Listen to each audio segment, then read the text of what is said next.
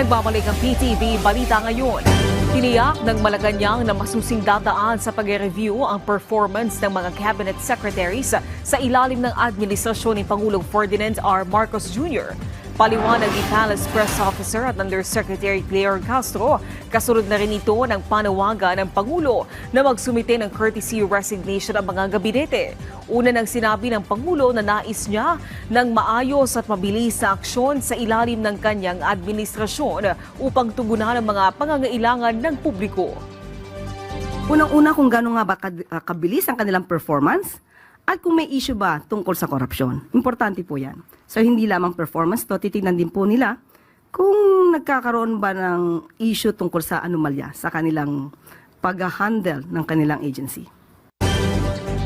Naghain na ng karagdagang mosyon ng ride-hailing app na Move It sa Land Transportation Office na ipatigil muna ang pagbabawas ng rider nila sa Metro Manila at pagpapatigil ng kanilang operasyon sa Cebu at Cagayan de Oro. Sa isinumiteng dokumento ng grupo sa Motorcycle Taxi Technical Working Group ngayong araw, nagbabala sila na magdudulot ng malawakang kawalan ng trabaho sa 14,000 riders ang desisyon.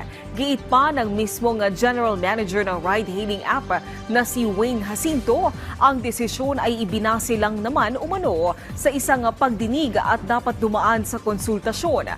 Ang isinumite naman nilang supplemental motion ay para sa inihain nilang motion for reconsideration noong April 30.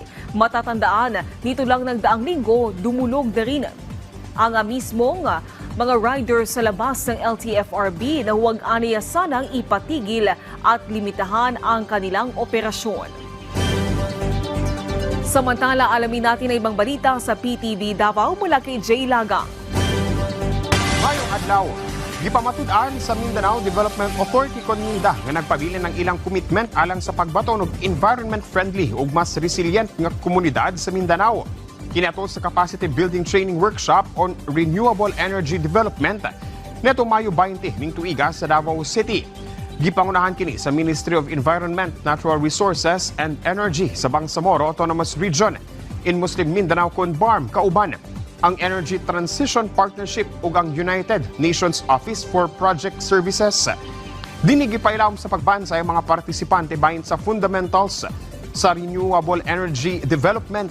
Gisgutan sab sa Minda ang mga posibleng financing options nga mamahimong pahimuslan sa mga buot mag-invest og renewable energy projects sa Barma. Gipunto sab sa Minda ang importansya sa pagbaton og kasaligan nga power supply nga makatabang aron nga maablihan ang mga oportunidad ilabi na sa mga conflict-affected ug mga underserved nga komunidad. Dugang pa sa Minda nga lisod ang pagdani sa mga investors nga mamuhunan sa Bangsamoro Region kung walay stable o reliable nga power supply. Kining tanan nalakip sa tingwa nga energy security o sustainability sa administrasyon ni Presidente Ferdinand Marcos Jr. Gilaw gipasidunggan ang importanteng kontribusyon sa mga mag-uuma ug mananagat nga gatabang sa pagbato ng food security sa Tawi-Tawi. Nalakip kini sa padayon nga pag-obserba sa lugar sa Farmers and Fisher Folks Month celebration karong bulan sa Mayo ning tuiga. Kini sa pagpanguna sa Ministry of Agriculture, Fisheries and Agrarian Reform kun MAFARM Provincial Office neto Mayo 16 hangtod 17 ning tuiga. Gawa sa pag-ila tumungsab niini ang pagsuporta sa ilang panginabuhian pinaagi sa paghatag kanila og agri-fisheries inputs ug makatabang sa pagpadaghan sa ilang lokal nga produksyon. Gidayigsap ang ilang pagpaningkamot sa pagpanarbaho sa umahan, kadagatan ug sa merkado aron nga mapakaon ang ilang pamilya ug makasuporta sa pagpalabo sa ilang komunidad. Napuno sab sa makalingaw nga mga aktibidad ang programa sama sa coastal cleanup sa pag-asinan aron nga mapasabot ang importansya sa pagprotekta sa marine ecosystem nga dakong tabang sa fishing community sa probinsya. Ug mo kadto ang mga nagunang balita dinhi sa PTV Davao. Ako si Jay Lagang. Mayong adlaw. Daghang salamat, Jay Lagang. At yan ang mga balita sa oras na ito. Para sa iba pang update, i-follow at i-like kami sa aming social media sites sa @PTVPH. Ako po si Naomi Tiburcio para sa Pambansang TV sa Bagong Pilipinas.